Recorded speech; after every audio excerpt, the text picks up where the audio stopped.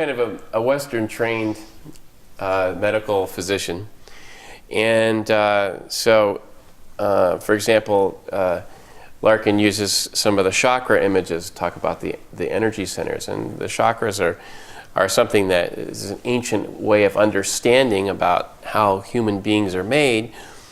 They don't really have strong corollaries if you study, just anatomy or physiology.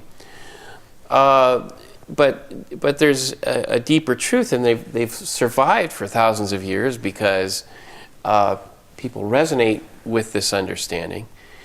And so I think that's probably one of the things that's really interesting to me about your work is the way you've kind of integrated, the Western understanding of muscle groups and how they function, which is, pretty much routine anatomy and physiology that we all learn in med school, with things that are something, the chakras are not really mentioned in physiology. Not usually. Yeah. Well, what happened was it became movement-based work, and I'm sure it stems from being a dancer, and realizing that we have this whole other energetic system within our body, an energetic anatomy, and they have specific locations in front of the spine, and realizing that there are movements that can also harmonize and balance them in the traditional way of dealing with chakras, which is what you do, through meditation, the use of music, affirmations, breathing, and visual imagery. And that was a traditional way to do it, and now what this book does is take it into the area of experiential movement, and there are movement-based ways to approach and balance your chakras, and they're pretty exciting, and some of them are self-massage oriented and very much help release the tension blockages in the body, which is what chakras do, is they help keep the circulatory system and the energetic system and the nervous system all opening and flowing, the energy flowing through the body. If you were to ask me as a medical guy, what does thinking about the chakras or those energy centers do? I mean, it's really interesting. I'm not sure that I could really say. I think that it has a calming effect.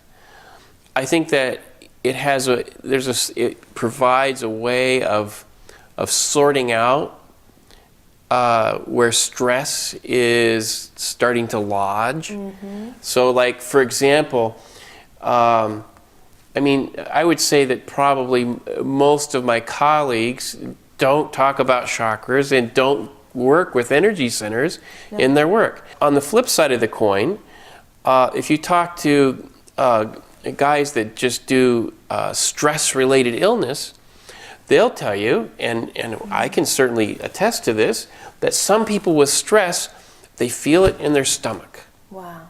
And so they'll be stressed out and they'll develop ulcers. Mm-hmm. Other people, when they're stressed, they come to me because they feel short of breath.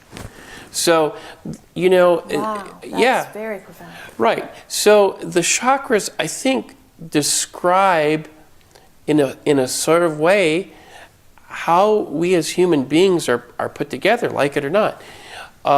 Is this like a map?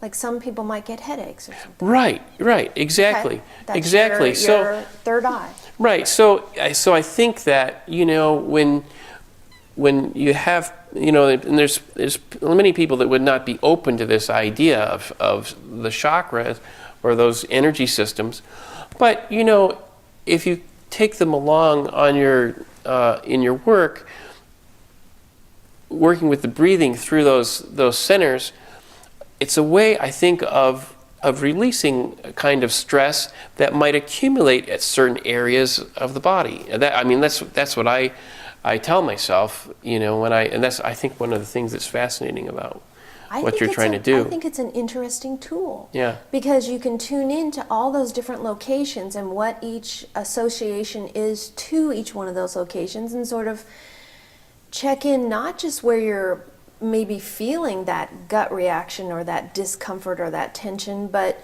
okay, if it's this chakra, let's say it's the yellow one, let's say it's your solar plexus, what's the association? Well, that's your will, your mental capacity in the world, and that sort of thing. So you can kind of ask yourself, well, how's that going in my life, you know? Right. How are my relationships with other people, and how is that aspect influencing that part of my body?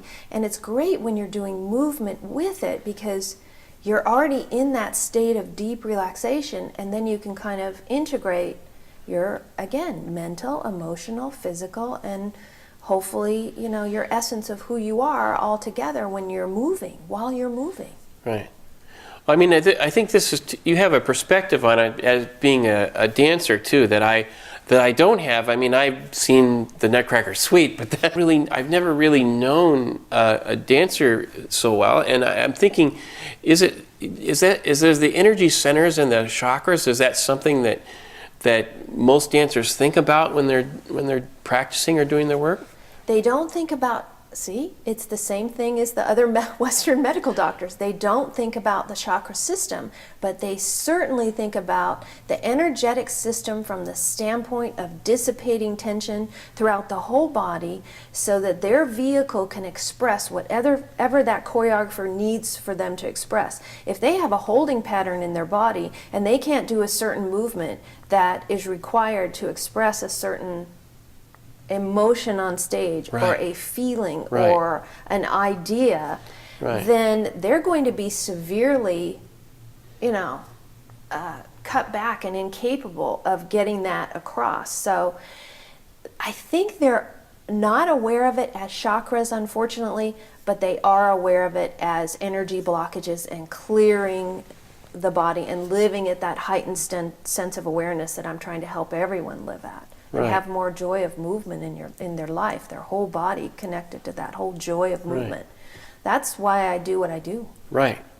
Well, me too. I mean, I think that, most of us physicians, we're aware of this part of the emotional life that connects with the physical body. When someone has a broken heart, if we just, write something out for their blood pressure and miss the point that they're really, in pain, and that might be why it's showing up there, or they have tremendous anxiety and they're feeling short of breath, or maybe tremendous grief, So I think that we recognize, really not using that language, the connection between certain kinds of emotion, certain kinds of energy, and certain physical function. And I think that the more people can be aware that you're not just this physical body, but there is something intangible operating around you or within you, certainly within you on a cellular level, and that's that energy. And again, I can go back to the image of a car and how, getting our engine going, or our steering wheel for life, getting everything turned up and moving is a lot better, because I think people think that their body is like a washing machine that's going to break down if they use it. And it's absolutely the opposite. The more you move your body, lubricate your joints, get the breathing going, feed those cells that are just starving for air, and not freeze in those moments for long periods of time at the computer or driving or whatever it is, your energy is going to flow through your body in a better way, and your spirits are going to be lifted, so hopefully those emotions won't come in and settle in like grief or pain or discomfort and cause you physical issues possibly. I mean, we don't really know where these things are all starting from, because we're very complex human beings. We have so many aspects to ourselves. So who knows where these dis-eases within the body begin. It started with childhood. My parents passed away both at the age of 40 due to stress-related circumstances, and I developed, like most of us, the habit of shallow chest breathing. And that's what got me very, very interested in breathing, fascinated with it. And I studied it, researched it, developed it, shared it with others, got inspirational stories from others from it. And that's what created the tools in practical centering. I also realized that in our Western society, whatever techniques or approaches or exercises I created, they had to be simple. Because right now we are all living very hectic, busy lives. One is called three-dimensional balloon breathing. That's what I refer to it as. And it's deep diaphragmatic relaxation breathing.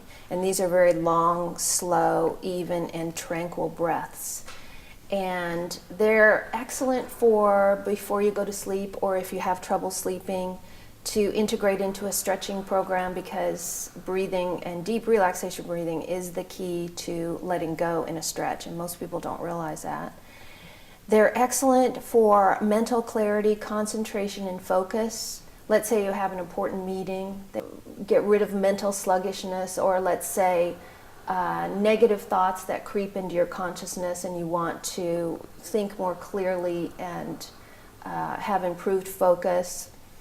They're excellent for pain management, and the results are completely different from the other form of breathing. The results are almost a euphoria that comes over you, and peaceful interludes. And that's not just of your mind feeling more focused, but your body feels very relaxed. So you get serenity, tranquility, resilience to stress from that form of breathing. The other form of breathing I call the foundation formula. And it's like a polar opposite, but equally important to deep relaxation breathing. It involves your deep core abdominal muscles, and you use your breath to move your transverse abdominals, which are your abdominals that are deepest near your spine. And it's extremely important for functionality, climbing stairs, healing, rehabilitation, at the gym when you're lifting weights, getting out of your car, lifting something heavy. And the results are completely different from this form of breathing. They are vitality, grounding, deep sense or a heightened sense rather, of being alive. All your senses come alive and you feel vital and your energy levels are elevated. So they both give you two opposite results, but both are extremely important for your lives. PEEP is actually something that's quite technical, and it has to do with a modality that's used on ventilators when we take care of very sick people in the intensive care unit. But the basic physiology is kind of like the sort of augmentation of breathing that happens when someone does pursed lip breathing. So in other words, if you purse your lips and breathe outward, like through a trumpet. Like through a trumpet, which is one of the things that Larkin describes in her technique. This actually recruits lung units and increases the, you might say, air inside the lung. And it's actually a technique that's used, this sort of technique is used, not specifically PEEP, but this technique of pursed lip breathing is used for people that have advanced lung disease like emphysema to try to improve their gas exchange and improve their breathing.